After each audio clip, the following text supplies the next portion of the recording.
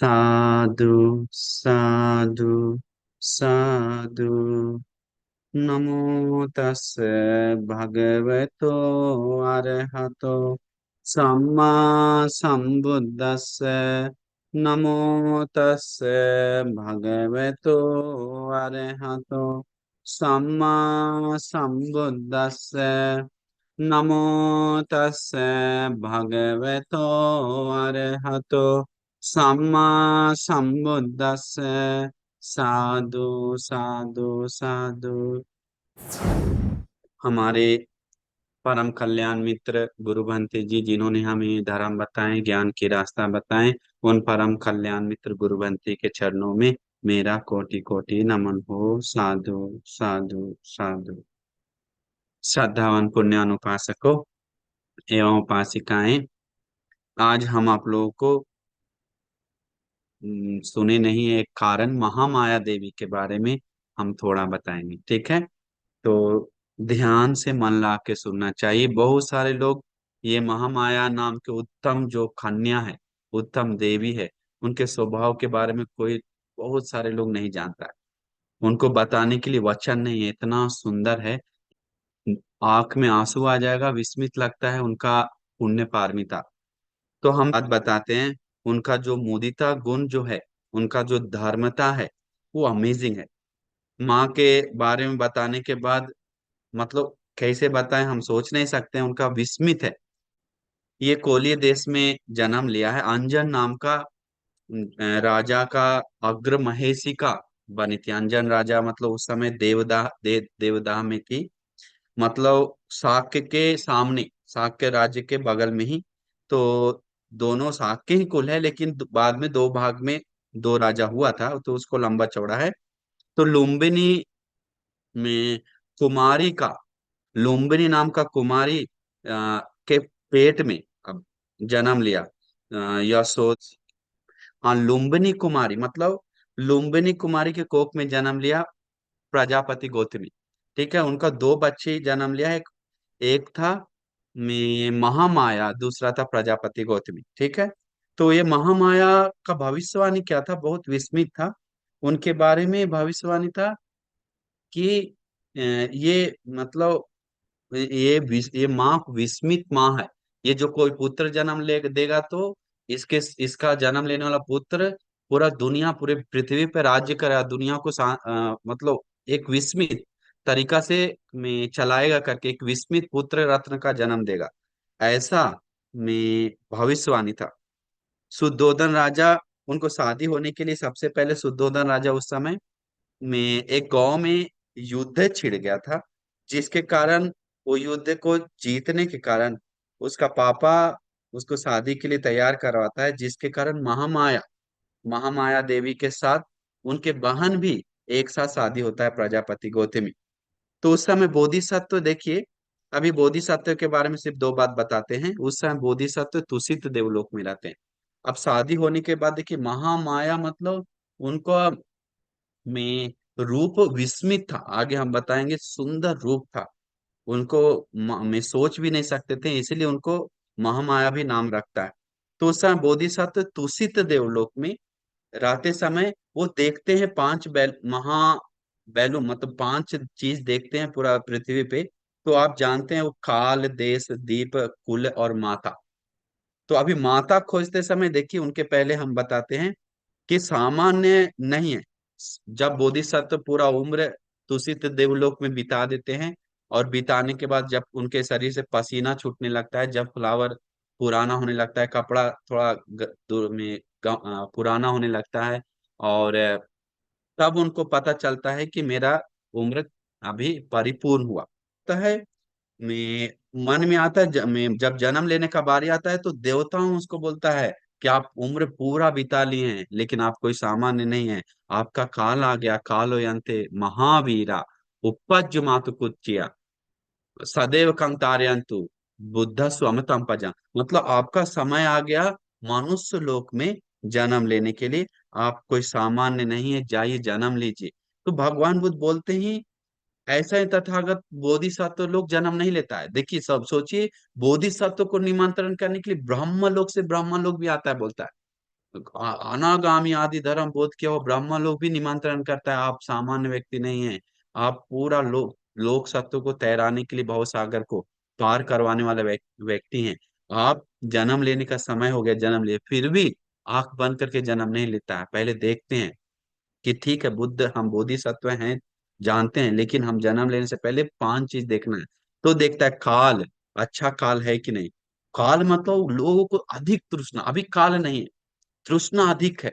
लोग राग देश मोह अधिक है। लोग काम वासना के पीछे भागे दौड़े चला जा रहा है, इतना ज्यादा कि सोच नहीं सकते, जिसके कारण धर्म सुनने के लिए आता है, धर्म सुनता नहीं है। अभी भी देखिए, हम लोग धर्म सुन, कोई भी सुनने आता है तो ज्यादा देर सुनता नहीं है, क्योंकि अधिक तृष्णा है। उसको थोड़ा सा एक कॉल आ गया कुछ काम के लिए तो तुरंत धर्म को छोड़ के चला जाता है। हाँ, ऐसा हो जाता है। लेकिन असली में धर्म का कीमत समझने वाले लोग कितना बड़ा चीज है, लोग नहीं जानता है। तो इसीलिए कारण क्या है, अभी के युग में तृष्णा अधिक है और राग द्वेष मोह अधिक है। तो जिसके कारण में बुद्ध लोग जन्म नहीं लेते।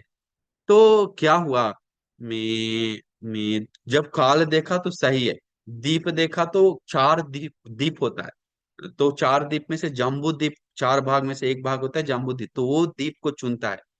मैं मैं वो दीप जम्बू दीप में काल देश देश चुनता है, कपिल वस्तु चुनता है, मतलब खोजते हैं कहाँ पर बुद्ध जन्म होने का योग्य है, तो कपिल वस्तु।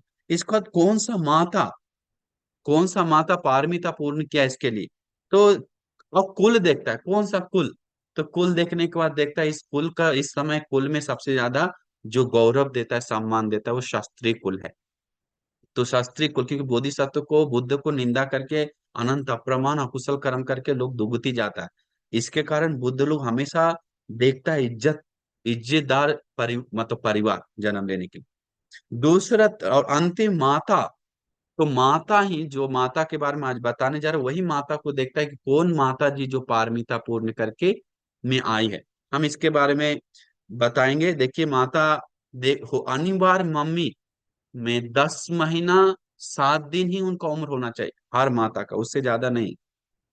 10 महीना 7 दिन में उनको मृत्यु होगा, तभी बुद्ध कोख में जाएंगे बोधिसत्व, बुद्ध बनने के लिए, नहीं तो नहीं जाएंगे।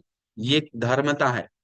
और दूसरा, माँ में जब को में माँ शीलवान कोख में जाने के साथ साथ पहले दुश्शील सामान्य जैसा जीवन बिताता है, दूसरे के सामने झुकता है, लेकिन जब कोख में जाता है तो शील, उसके बारे में हम बताते हैं। देखिए, तो सब देखने के बाद दिखता है कि यही माँ है जो योग्य है, महामाया।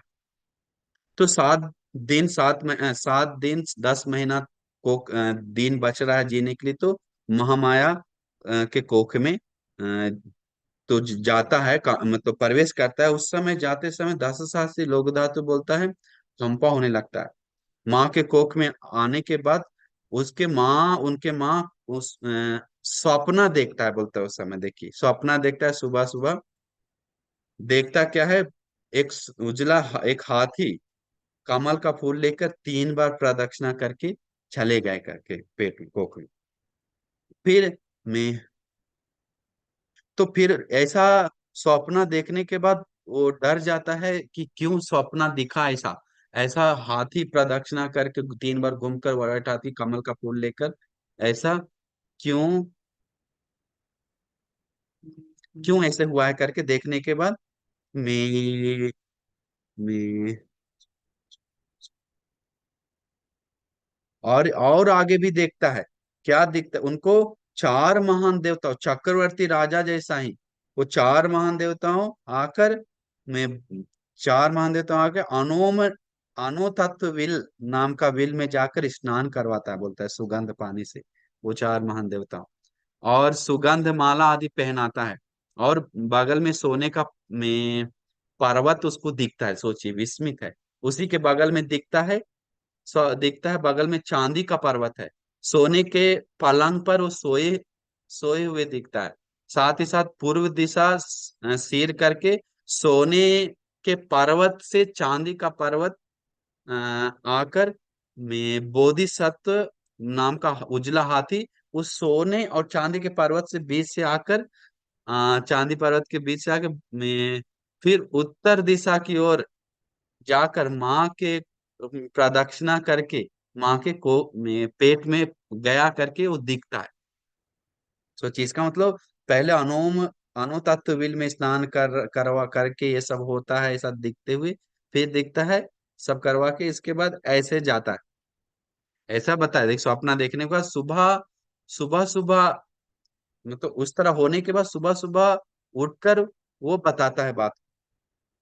फिर जन्म लेते समय बोलता है, अब देखिए ऐसा विस्मित होता है तो बताता है सामान्य पुत्र का नहीं, एक विस्मित पुत्र का है। फिर जन्म लेते समय बोलता है लोकांतरिक नरक भी आलोक फैल जाता है, दस सहस्री लोक धातु कंपा होता है कोख में जाते हैं। उसी समय लगता है कि हम ही सिर्फ दुख नहीं भोग रहे हैं, और भी लोग दुख भोग रहा है।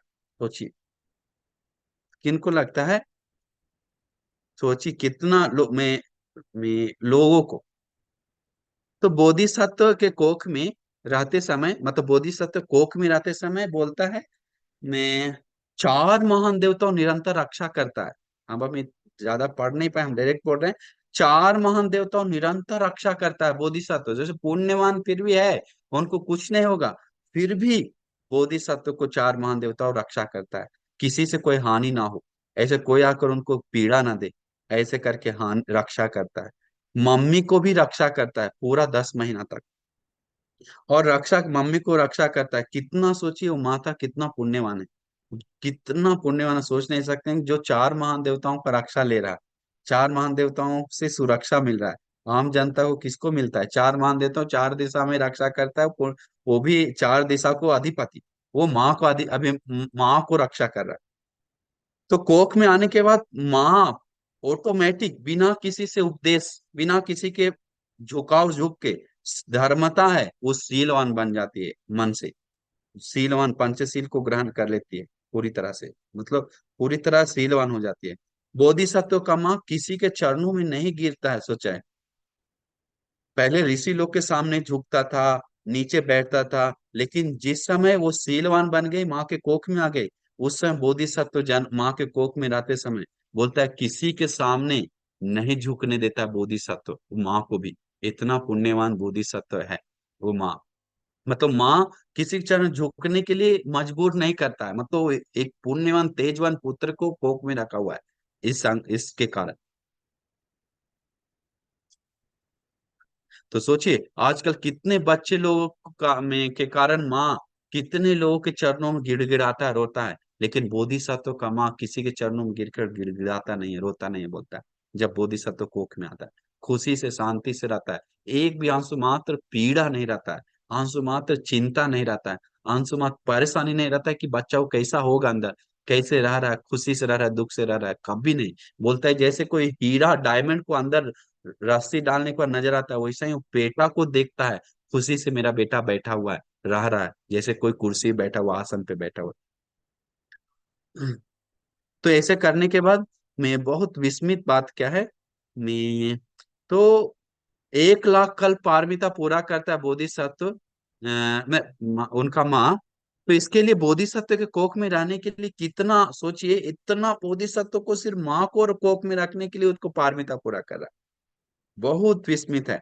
देखिए पति के ऊपर किसी को में जैसे पति पति के ऊपर कोई व्यक्ति को काम वासना आता है, पति के ऊपर आना संभव सामान्य बात है, और पुरुष के ऊपर काम वासना जगता है, लेकिन बोलता है माँ को महामाया देवी को अपना पति के ऊपर भी काम वासना नहीं जगता है, जिस समय कोख में रहता है कुछ करने का मन नहीं जगता है, कुछ वो सब, इतना पारिशुद्ध रूप से वो होता रहता है। माँ बोलता कितना सुंदर है कि उनका चित्र भी बनाना मुश्किल हो जाता है लोगों को, मतलब इतना सुंदर देवी थी वो।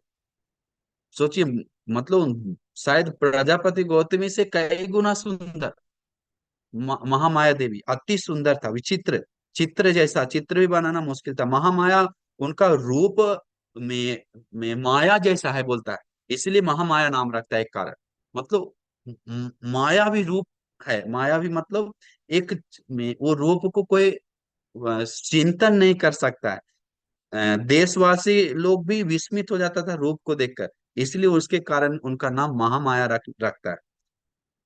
तो देखकर वशी हो जाता था, लेकिन कोख में आने के बाद बोलता है कोई भी उसे राग चित्त से देखने का भी मन नहीं करता। छूने का बात क्या है, देखने और छूने के लिए नहीं जाता है बोलता है, कोशिश भी नहीं करता है। मैं सोचिए, देख भी नहीं सकता है, माँ का संज्ञा से देखता है, मैं माँ है ये, माँ है, माँ है, पेट में गर्भवती कैसे हम लोग देखते हैं माँ है। वैसा ही सभी पुरुष लोग इतना सुंदर चेहरा को भी माँ का संज्ञा से देखता है बोलता है। बोधिसत्व का माँ जो है वो बुद्ध को जन्म देने वाला है, वो कोई सामान्य व्यक्ति को जन्म नहीं देने वाला, मतलब बुद्ध को मतलब उन्हें भी शायद पता नहीं है, मतलब पता है कि इतना कुछ बड़ा होने वाला है, उस समय उनको पता नहीं है। बहुत आश्चर्य है, बुद्ध का माँ बोधिसत्व का माँ एक पुत्र को लेकर देखिए, पंच काम संपत्ति जो है में बहुत मिला, देशों से बहुत लोग उसको भेजवाया। जिस समय बोधिसत्व कोख में आता है देवताओं के द्वारा या किसी के पुण्य तेजस से, बहुत देशों से उनको महामाया देवी के लिए, और कोलित देश से भी, आदि देशों से धन वस्तु भेजता है, संपत्ति भेजता है, वो बोधिसत्व का पुण्य से, महामाया देवी का पुण्य से। आजकल कोख में आने के बाद ऐसा होता है क्या? आजकल किसी कोख में आने के बाद काम, ऑफिस का काम बन गया, सैलरी भी रुक जाता है, कुछ भी नहीं होता। मतलब पुण्य इतना कम है कि बाधा ही बाधा आ जाता है। लेकिन बोधिसत्व कोख में रहते समय लेटे लेटे उनका धन संपत्ति बेचता था स्वागत के लिए।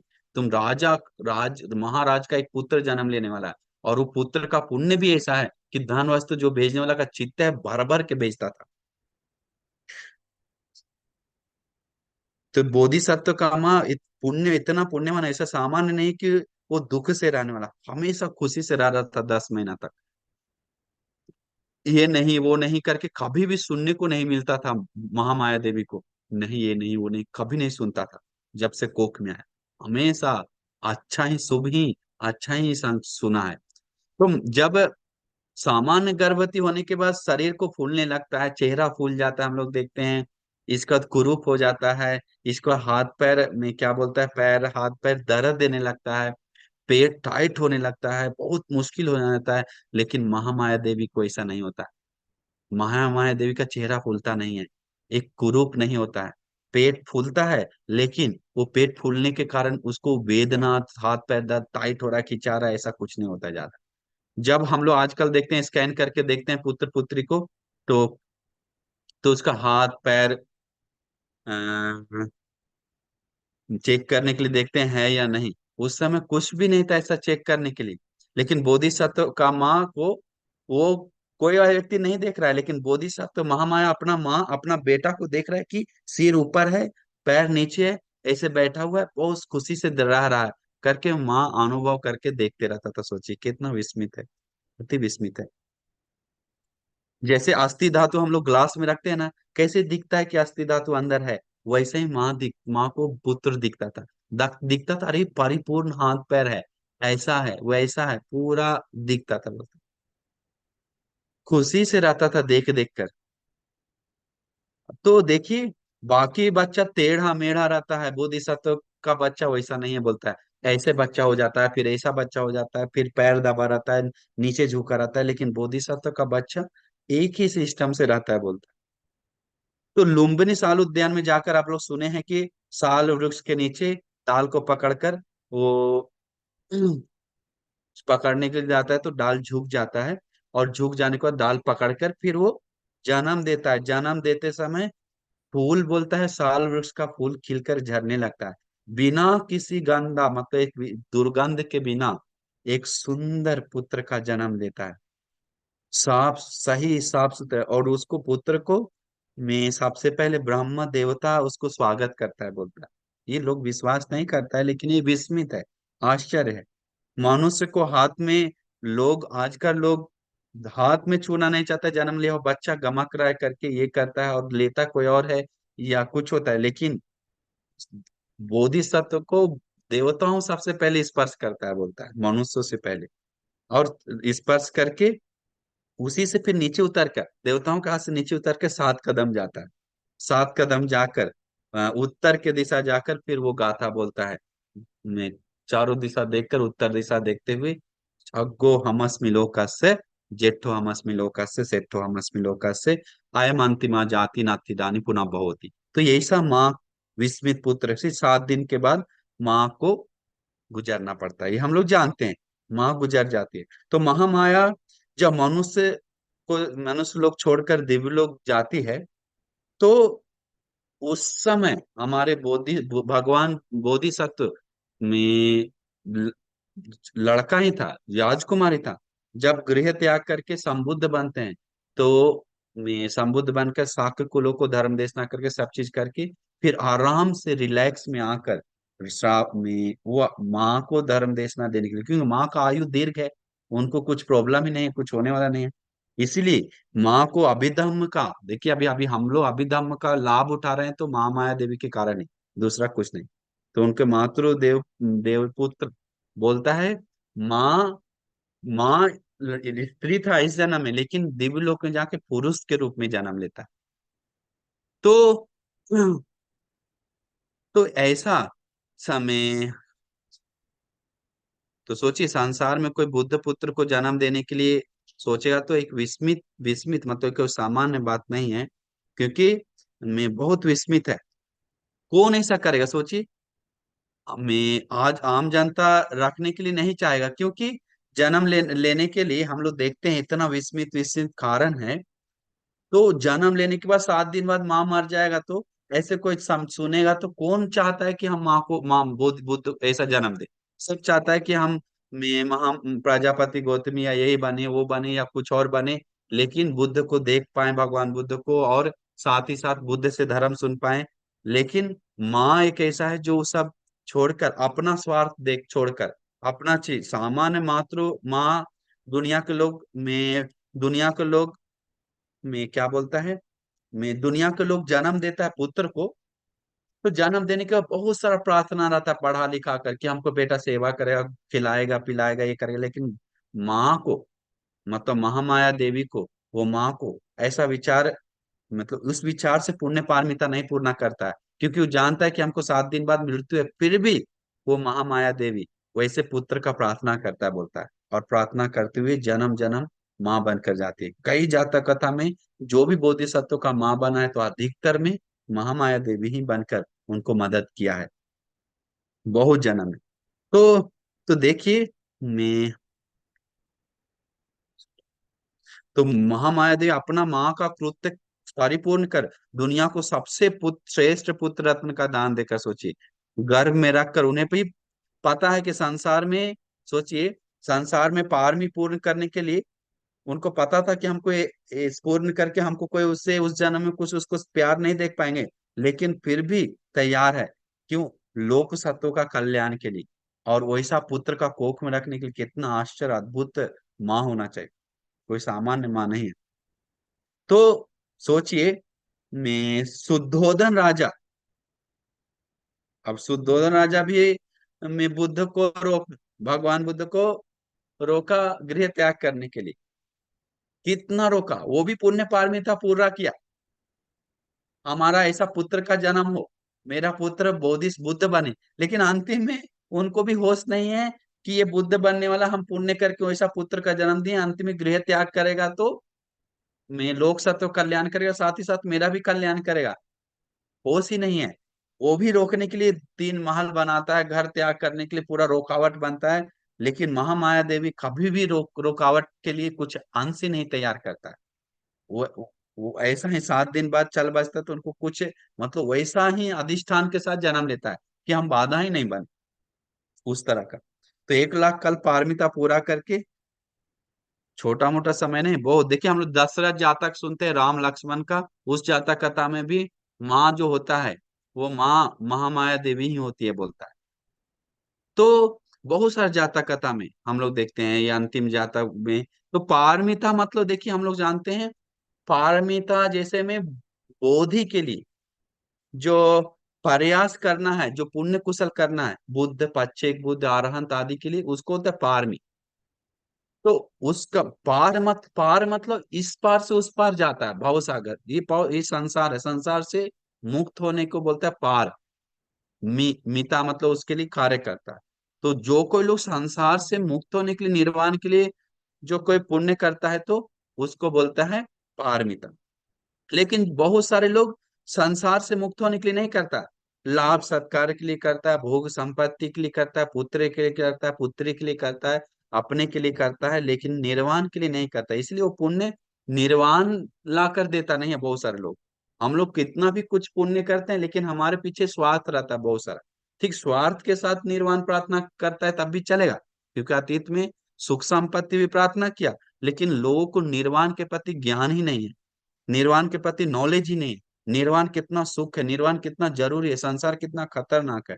तो उस बिना जानकारी के साथ ऐसे रहते समय वो पैसा खत्म हो रहा है, दान में पैसा है, दान नहीं देता है।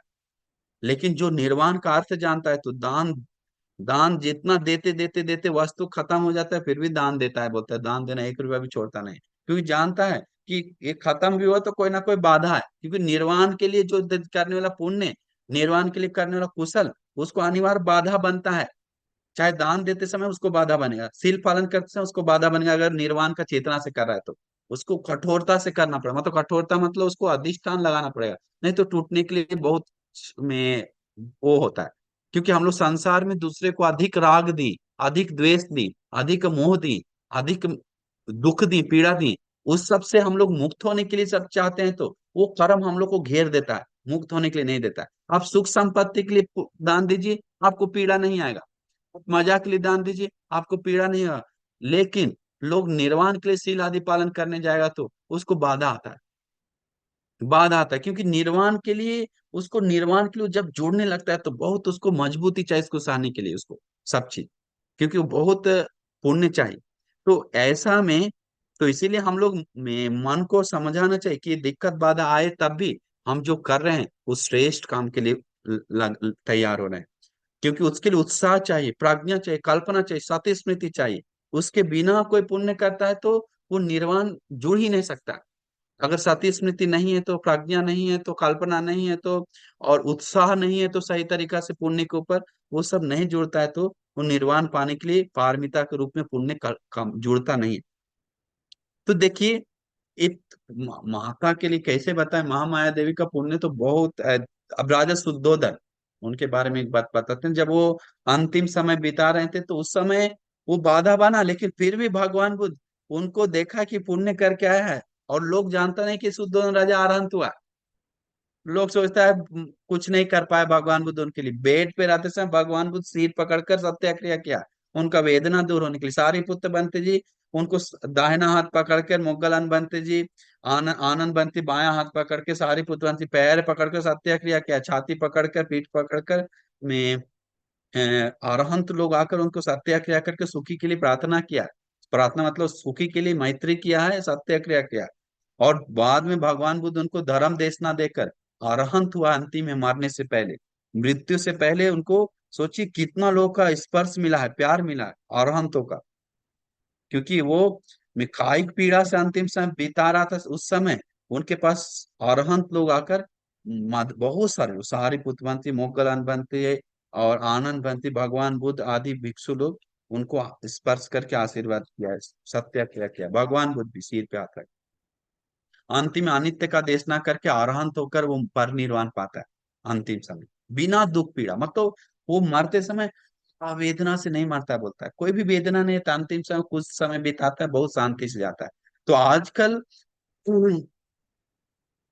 आजकल पापा लोग ऐसा नहीं है। आजकल पापा लोग बेटा के साथ शराब पी रहा है, आजकल पापा लोग बेटा के साथ चोरी कर रहा है, बेटा के साथ हत्या कर रहा है, बेटा के साथ सब कर रहा है। बेटा उसको, बाप को निर्वाण के लिए, मुक्ति के लिए, एक क्षण के लिए, एक एक कंकड़ के लिए भी सपोर्ट नहीं बन पा रहा।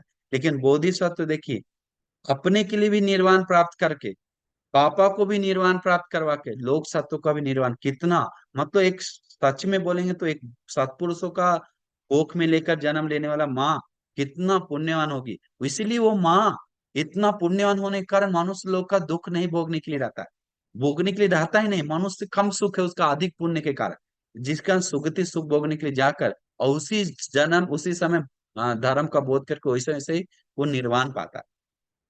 तो सोचिए, अभी धम्म का देशना उनके कारण मिला है।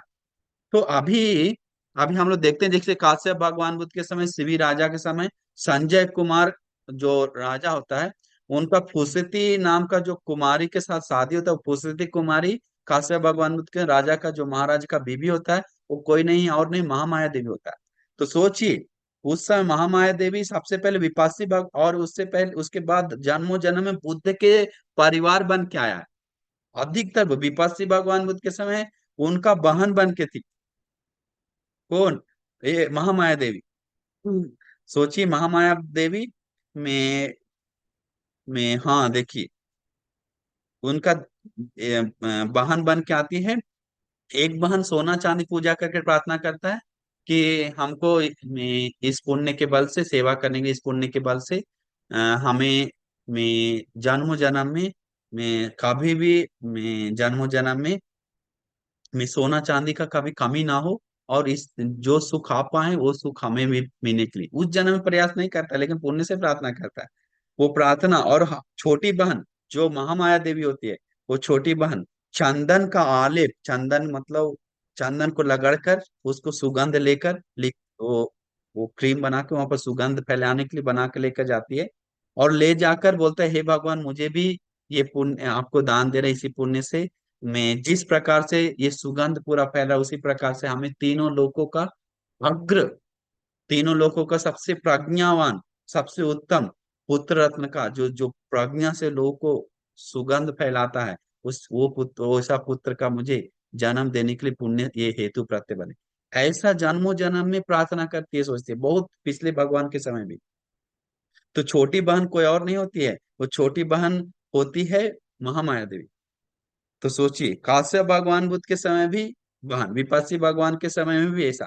तो ऐसे जन्मों जन्म में आती है, और सोच भी नहीं सकते, पुण्य करके पुण्य करके और में बाकी बहन लोग पहले ही आरंत हो जाता है। लेकिन बोला जाता है ये क्यों, महामाया देवी बहुत अंतिम समय तक आता है, क्योंकि वो बुद्ध का माँ के लिए प्रार्थना करता है, इसलिए। तो इसलिए उनके ऊपर बहुत सारा बोलने के लिए है, लेकिन मैं बताने के लिए समय बहुत कम बच रहा है। तो इसीलिए हर हर देखिए, एक विस्मित बात है, हर सत्पुरुषों को कोई जन्म देने के लिए प्रार्थना करता है, तो उसके लिए अहित के लिए नहीं होता है। अमंगल सारे पुत्र बनते को जन्म देने वाला माँ, उनको निर्वाण प्राप्त करवा के दिया। छोड़े छोड़े मोगल सब भंते लोग का अरहंतों तो को अधिक अरहंत को माँ पिताजी के पास जाकर गया है, बोलता है। तो इसीलिए हम लोग सोचना चाहिए कि कितना सौभाग्यशाली होगा वो माँ जो बुद्ध को जन्म दिया होगा, कितना विस्मित होगी वो माँ जो बोधिसत्व को जन्म दिया होगा, कितना श्रेष्ठ होगा वो माँ, सोच भी नहीं सकते, विस्मित है। तो इसीलिए वैसे माँ के लिए हमेशा मन में सोचना चाहिए कि अरे, हमारा आश्चर्य अद्भुत है। वो महामाया देवी के बारे में हम लोग बहुत कम, उनका पुण्य और भी बहुत सारा किया हुआ पुण्य है, तो आप लोग सुनेंगे तो बहुत विस्मित लगेगा, बहुत सारा पुण्य करते करते बोधिसत्व को जन्मों जन्म तक, जो क्या बोलते हैं उसको, माँ बनकर सपोर्ट किया हुआ जाता का था, अनेकों है। तो इसीलिए हम लोग उसके लिए बाद में बात करेंगे। तो अभी हम यहीं पर समाप्त करते हैं, और भी बताएंगे उनके बारे में पुण्य। तो इसीलिए बस समझिए कि बिना स्वार्थ को कोई प्रार्थना किया है तो वो महामाया देवी। विस्मित लगता है, एक भी स्वार्थ नहीं दिख रहा है, अंश मात्र, मतलब स्वार्थ, मतलब उसके बाद उनको पता है कि 7 दिन बाद जाने वाले हैं, फिर भी वो ऐसा पुत्र को लेने के लिए, सोची घर में रखने के लिए वो अधिष्ठान लेते हैं, संकल्प लेते हैं। तो ये विस्मित बात है। तो इसीलिए उन महामाया देवी अभी मैं तुषित देवलोक में मातृदेव पुत्र के नाम से, माँ उधर भी माँ बोल रहा है, सोचिए, मातृदेव पुत्र नाम रखता है सब लोग, क्योंकि बोधिसत्व का माँ है, इसलिए मातृदेव है ये माँ जैसा सेवा करता है अभी भी। और यहाँ तक कि बोला जाता है, जब बोधिसत्व जाता है अभिधम्म का देशना करने, तो अभिधम्म का देशना करने जाते समय बोधिसत्व माँ को सबसे पहले रखता है, बाकी सब पीछे जाता है, सब पीछे चलाता है, उनको देशना करता है स्पेशल रूप से। अभिधम्म का बाकी सब लोग आता है, सब पीछे रहता है। तो इसलिए उस दिव्यलोक का चर्चा अलग है। सब लोग सोचता है भगवान आएगा तो कैसे बैठेगा, कहाँ बैठेगा। तो मैं उसके बारे में मैं हाँ, तुषित देवलोक में जाते हैं भगवान, तावतीस देवलोक में जाते हैं। और तावतीस देवलोक में जाने के बाद तुषित देवलोक में जब माता माता माँ है, तो तुषित देवलोक में से तावतीस में आता है, तो बड़ा हो जाता है, बड़ा तो आगे बैठना पड़ता है। क्यों जाता है? क्योंकि आगे बैठाने के लिए माँ, इसीलिए वो माँ को पहले बुलाता है और आगे बैठाकर, और वहां पर धर्म देशना करता है उनको गौरव देने के लिए, एक विस्मित रूप से होता है।